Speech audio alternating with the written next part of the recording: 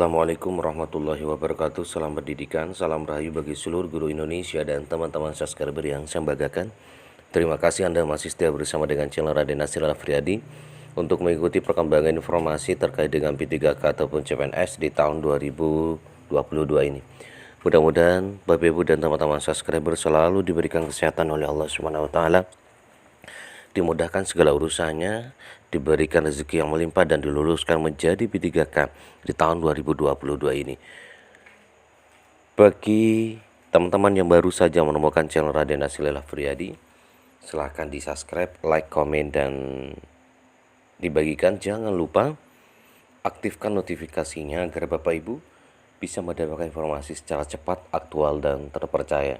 Terima kasih. Subscribe itu gratis 100%. Bapak Ibu dan teman-teman subscriber yang saya banggakan, kali ini admin akan menyampaikan sebuah informasi datangnya dari pemerintah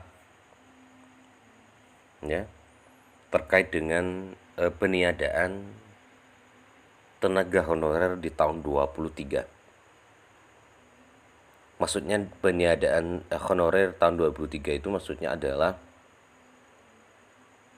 teman-teman honorer yang saat ini sedang bekerja sebagai tenaga honorer, maka akan diangkat menjadi PNS dan dituntaskan sampai tahun 2023.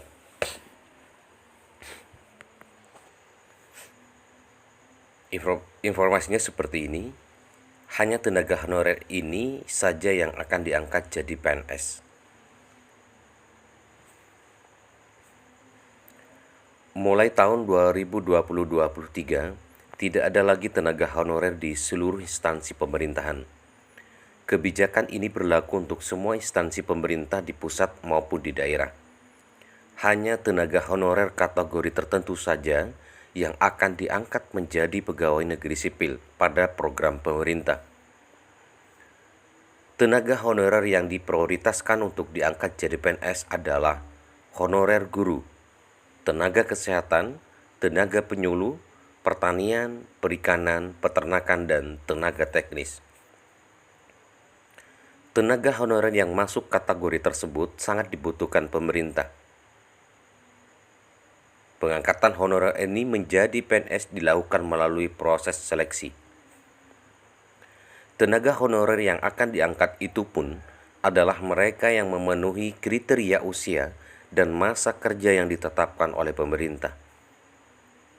Sedangkan tenaga honorer bagian lainnya terancam jadi outsourcing.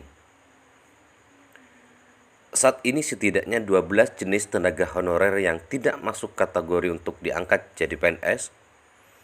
Di antara 12 jenis honorer tersebut yakni cleaning service, petugas keamanan, pramutamu, sopir, pekerja lapangan, penagih pajak, pajak terminal, pengamanan dalam, penjaga pintu air, satu lagi operator komputer.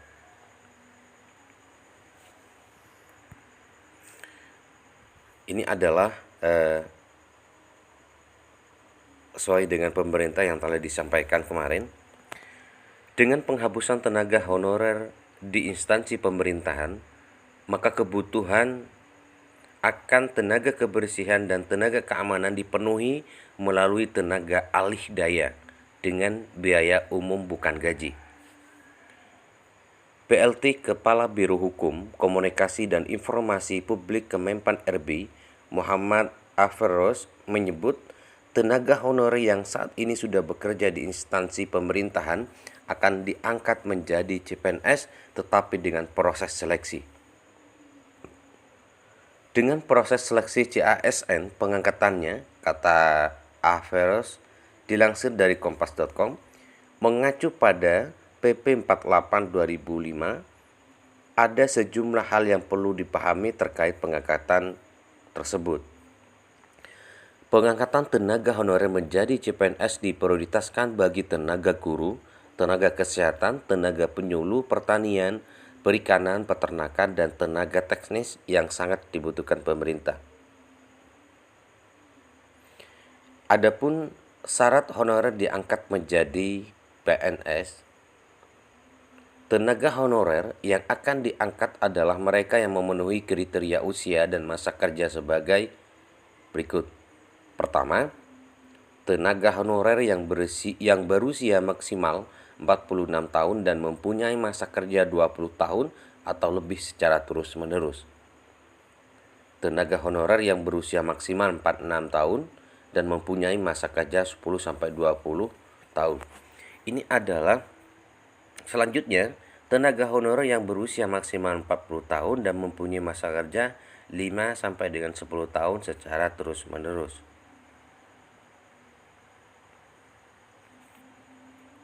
Tenaga honorer yang berusia maksimal 35 tahun dan mempunyai masa kerja 1 sampai 5 tahun secara terus-menerus. Namun demikian, pengangkatan akan diprioritaskan bagi tenaga honorer dengan usia paling tinggi atau masa pengabdian paling lama. Kriteria lama masa pengabdian tidak diberlakukan bagi pegawai honorer tenaga dokter yang telah atau yang sedang bertugas di unit pelayanan kesehatan milik pemerintah. Selama mereka masih berusia di bawah 46 tahun dan bersedia ditugaskan di tempat terpencil minimal 5 tahun, maka ia akan diangkat menjadi CPNS ataupun P3K setelah lulus P3K. Dalam PP 48 2005 dijelaskan, seleksi itu meliputi seleksi administrasi, disiplin, integritas, kesehatan, dan kompetensi. Seleksi ini akan diberlakukan bagi semua pegawai honorer yang ingin diangkat menjadi CPNS maupun P3K. Mereka juga wajib mengisi atau menjawab daftar pertanyaan mengenai pengetahuan tata pemerintahan yang baik dan pelaksanaannya terpisah dari pelamar umum. Daftar pertanyaan ini akan disusun oleh tim koordinasi tingkat nasional. Nah, beberapa persyaratan itulah yang nanti Bapak Ibu akan diangkat menjadi CPNS bagi tenaga honorer, terutama untuk tenaga honorer guru. Gitu. Ini informasi yang sangat santer yang tersebar di seluruh media sosial, baik itu di YouTube maupun di WA dari orang-orang penting dari pemerintahan terkait dengan peniadaan tenaga honorer di berbagai lini, ya. Dan salah satu yang diprioritaskan untuk diangkat menjadi CPNS itu menjadi P3K itu adalah salah satunya seorang guru, ya, seorang guru dan tenaga medis ini. Mudah-mudahan peniadaan tenaga honorer sampai dengan tahun 2023 ini semua guru yang menjadi tenaga honorer itu diangkat menjadi CPNS ataupun P3K. Amin ya rabbal alamin. Terima kasih.